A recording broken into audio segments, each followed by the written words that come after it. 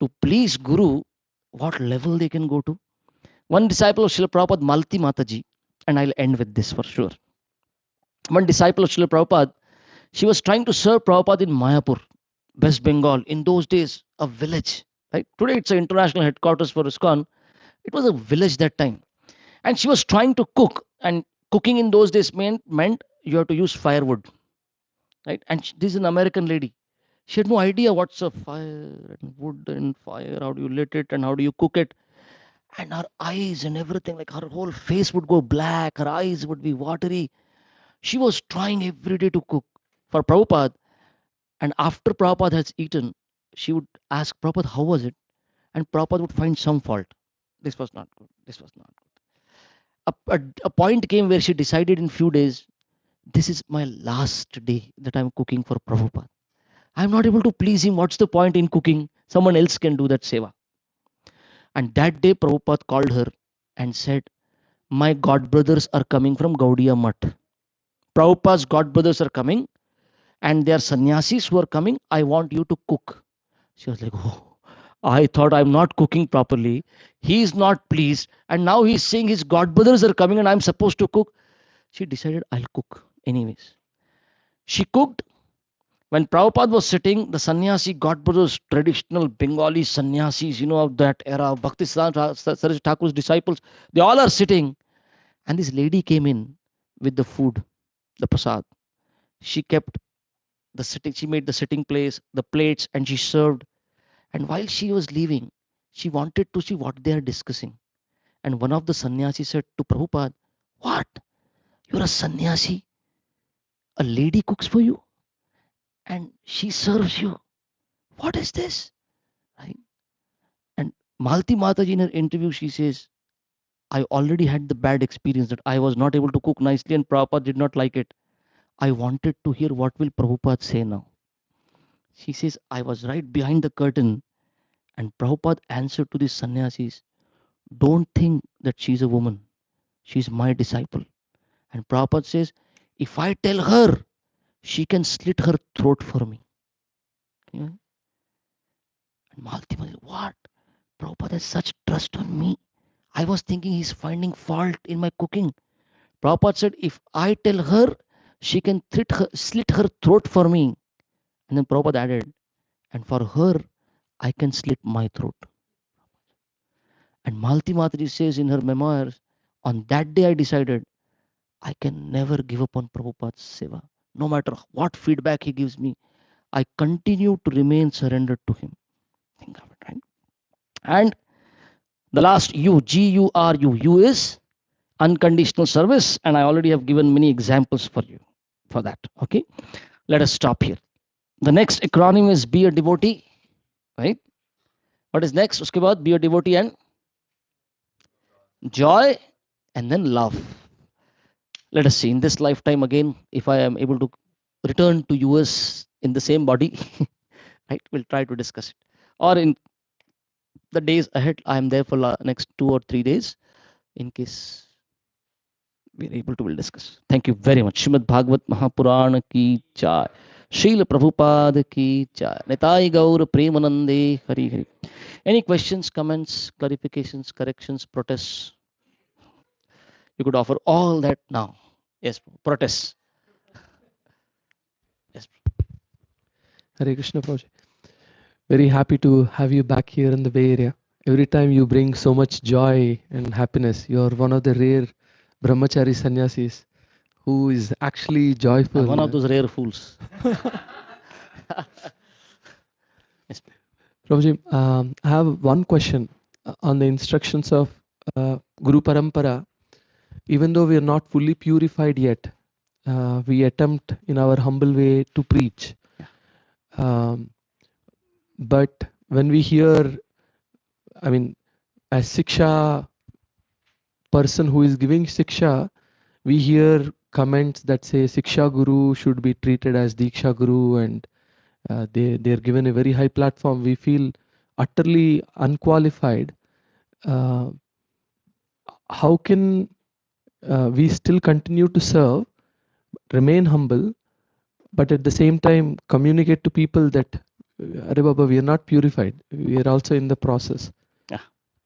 So even the guru is a servant, right? Guru is supposed to guide the disciples in a mood of servant. So we may be diksha gurus or shiksha gurus to others, but we have to check: am I in right mood in doing that service? If I am serving, that service has to be done in the mood of being a servant, right? Like I was telling brahmacharis that grahasthas will invite you for prasadam, let's say, right? Grahasthas. Earlier, grahasthas were, after the cooking, they were supposed to go at the door and call out, anybody hungry out there, please come in. Right? If you do that in India now, the grahastha will never get to eat only. So what is the principle? The grahastha will invite Vaishnavas, right? Let's say brahmacharis are invited for prasadam. But if the brahmacharis are thinking, they're inviting me, then you're fallen. But if we understand, the grahasthas wanted to call guru, but the guru is not around, so you are being invited as a representative of guru. If you are not going in that mood, oh, you will come back with heavy burden, right? But the mood is very important. If I think I am qualified, if I think I am the one, then I am the most fallen. But if I think I am simply representing nimitta matra bhava Sabyasachi. I'm simply a representative of the parampara. If we keep that humility, right, and we actually do not allow people, we do not allow intentionally, we do not allow people to put us on a high pedestal. We keep it ourselves down. Bhakti Siddhanta Thakur, one time his Vyas Puja was going on, such praises offered to him. And when his time came to respond to all that praise, and he was going to give class, Bhaksan Thakur says, I'm like that brute. I'm that monkey sitting here on the high. For me, if you ask, he says, Bhaksan Thakur says, I, I do not belong to this chair here. I should not even be allowed to sit on the toilet seat, he says. I'm not even good for that. But you all are offering me this high seat. You are my gurus, he says. Prabhupada would often tell his disciples, oh, you all were already planted by my guru, so that this seva can happen for preaching. He never felt that. He never said. One time, Prabhupada, somebody said, Swamiji, you said first class, second class, Brahmana, Kshatriya, Vaishya, Shudra, fourth class. Which class are you? And Prabhupada said, 10th class. He is not saying, oh, I am beyond all classes, He's saying, I'm 10th class. Somebody said, Prabhupada, six Goswamis of Vrindavan, and you are the seventh one. And Prabhupada said, you are the eighth one. So we should not allow it to stick any praise or anything. If even if we have done something good, quickly hand it over to parampara. Don't hold it. Otherwise, that burden is really heavy burden to carry. Right? Yeah.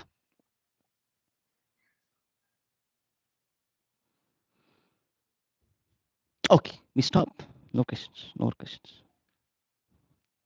You have a question? The host has a question. When are you going? we didn't expect you to stay for that long. So, Prabhuji, regarding attachments, you gave a example of a person going and holding onto the tree and Holding then onto saying a that, tree. Chhod de. leave me, Chipko right? Andolan. You remember? Right. You remember Gandhiji's Chipko Andolan Right. back in India? Yeah. Yeah. But practically, if I observe, right, so there is certain energy that pulls and then makes us do that. It's not like Just like the gravitational pull, you have seen that energy is there. Do you the experience gravitational pull every day? I do that. The yeah, right now gravitational pull of also. the bed. Maja, come here, come here. The bed pulls you, sleep, sleep, sleep. Every morning we experience it, right? Yeah. There's a pull. Yeah. So my question is that actually the person looks like he's helpless and he's being We pulled become by the helpless. Maya to Yeah, yeah. Our uh, attachments make us helpless. yeah. Helpless. Yeah. So I mean, where does the role of free will comes there? I mean, how we can come out of that? Yeah. We see so Like many people in the daily life. Not everybody appreciates. Not everybody is able to understand what is being spoken. somebody goes to the point of addiction, smoking addiction, liquor addiction, and you tell that person, give it up. He cannot. He or she cannot. Then I'll say, where is your free will? My free will has become conditioned. I seem to be powerless now. This conditioning has become so strong. I want to give up, but I cannot. Same with our attachments. Right? Where is free will is there, but that free will has to be now worked upon, improved upon, strengthened now once again. Right? Otherwise, that free will becomes conditioned. We feel I cannot give it up, but one day I have to. Either I give up, or someday things will give up. People will give up. The time will not keep us in the same situation. The time will work. The time factor will work and take me away. So, bhakti is not about giving up. Bhakti is about connecting to Krishna. Entire problem is when I think when I separate Krishna from anything. That's the problem.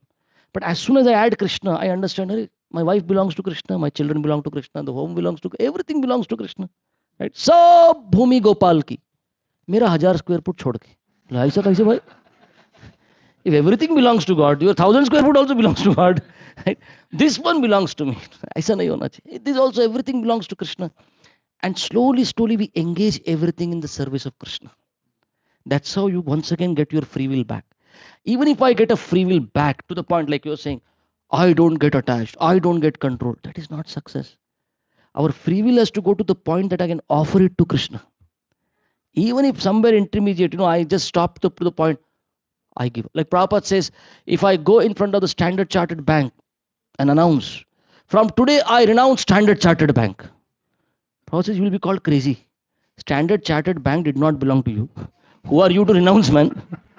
Simply what belongs to us? We simply are attached. Right? It doesn't belong to me. And just saying that I renounce it, you cannot. It doesn't belong to you. You simply understand everything belongs to Krishna. My free will has to go to the point where I can happily engage it in Krishna service, not grudgingly. I have to give donation now. I should be happy to donate. It belongs to Krishna. Let me offer a part of it. Let my free will come to the point that I can at least give $100 to Krishna. Out of a million that I have, I give 100. Out of the million that I give 1,000. Oh, good. Your free will is, coming up to the point you understand. Let me offer. Lakshmi belongs to Narayan. Generally, what happens? What do people do? Okay, what was Ravana doing? Every Miss Universe, Miss India, Miss America, Miss World, wherever he got, he would pick them up and bring them to Lanka. Right? That's what his idea was. Right? We also sometimes we go to Costco, Walmart, uthale, and bring it to our Lanka. We get it to our Lanka. Right? The basement is full. The house is full. Then there are storage spaces in this country. That is full. How much are you going to collect, man? How much are you going to, kind of, what should we do? We should try engage in service of Krishna. A certain amount of arrangements we all need, material arrangement. I also need. But I'm in this, I'm traveling. I need to buy my tickets and I need to eat food. Something everyone will need. We need some basic arrangement for the body. But more than that, we should see how I can engage in the service of Krishna. That's real empowerment, that our free will has got empowered. Now we have come to a point where we understand, let me offer it to Krishna. Okay. Yes. Thank you, Prabhu, for such a wonderful discourse on this today's topic on overcoming Maya, which is very, very difficult. It's very easy. Anjasa. Prabuddha is saying very easy. I have a question on how to deal with family members, especially who are elder to us. Elder to us. Yeah. And never preach to them. Never try to convert them. Always be respectful, no matter what. Never talk back. Be respectful. While you keep your Krishna consciousness intact. That's what I did when I became a brahmachari. You are still a grahastha. Right? I went home. I had to inform them that I am taking this decision for my life. They cried. They opposed. No problem. But I don't disrespect them. I still, because gratitude is very important. They did so much for me. I'm alive today. I'm anything today is because of them. What should I do? No problem. Chidte. They will curse us. They'll say something. No problem. Just tolerate it. That's part of my spiritual growth also, that I become tolerant. Right? Jesus tried to preach in his own village. Everywhere he was Masiha, Masiha, Masiha. But when he went to his village, nobody listened to him. And Jesus' realization was, the Messiah is not accepted in his own village. Same case. Don't try to preach to your elders. They will always oppose us, and that is good for us. At least they are not crucifying us. Right? In front of my home, crucified. They are not doing that for. Be happy. Some level of some people should be around to test our sincerity also, our dedication also. They will play that part. But how long? Initially they'll oppose, right? Then they'll appreciate after some time, and then they'll start following you. But wait till that time. It'll happen. It'll happen. My sister got initiated just 2 weeks back. Washington DC, she got initiated from Radhanath Sai Maharaj. She accepted initiation. How did she become devotee? When I joined as a brahmachari, for next 5 years, she would go to the Potomac temple, Anand Vrindavan Mataji. She would simply cry and complain. And her request to Mataji in Washington DC was, "Give my brother back, give my brother back. Why have you taken away my brother?" And after 5 years, she started chanting Hare Krishna. So tears are good, no problem. That purified her, right? Happens, right? Mataji, I would get from Radheshyam Prabhu, your sister is doing that in the temple. I said, let her, Baba, what is the problem? Let her if she wants to. Right? So the first time my parents came to the temple, right? I was going to join the temple now, remain a brahmachari, give up my job and everything, and I was in the temple. So I invited my parents to come to the temple. No, this is the place your son is going to be now for whole life, like that. So my father and mother came to the temple, and they attended the Gaurarti, the darshan, and then they came for prasadam. So our prasadam style is everyone sits in one line and queue, and everyone takes. And my father was like, I don't eat like this. Eat standing and eating. Buffalo eats like this. My father was buffet, right? Buffet. Buffalo eating. My father said, buffalo eating. You're supposed to sit in a queue. Somebody should be serving. I took him to that place in the temple where everyone was sitting. He said, no, this much crowd, I cannot eat. So I took him to a room and served him separately. My mother and father, I served them. And while they were leaving, I asked them, how was your visit? Did you like anything about this place? And my father said, nothing. Nothing is good about this place. And I said, something at least your son has decided now. You also accepted that I'm going to be here. And my father said, there's only one thing that is good about this temple. I was like, wow, something has liked in ISKCON. He said, when I was taking darshan, men were standing separate, women were standing separate. When there was prasadam being served, men were eating separate, women were sitting separate. It's the only good thing. Otherwise, everything is international. Father's comment. Everything is international. Now, what do? They don't appreciate what, this. They have accepted it, but they're not appreciating it. I didn't stop. I continued. But I continued respecting them. I may not follow them on this thing, but I respect is something that they unlimited. See, Bhishma and Drona are standing as enemies now. And Yudhishthira Maharaj goes to them and takes blessings. Let me be victorious in the battle. And Bhishma says, I was waiting. Will Yudhishthir follow Dharma now? Will he come to take blessings, or he'll see me as enemy? And Bhishma says, Vijayi Bhava, you be victorious. Imagine Yudhishthir, even at that point, cannot disrespect Bhishma and Drona. And how did Arjuna accept blessings? And two arrows. One arrow went and at Bhishma's feet, and one arrow at. This is the way of respecting man. Arjuna's way of offering respect. Yudhishthir went till that point. Arjuna had a different style only, a different style. But respect is something that we always offer. You read the 10th canto Bhagavatam. Krishna comes to Mathura, and he's saying to Vasudeva and Devaki, please forgive me. I could not, help you.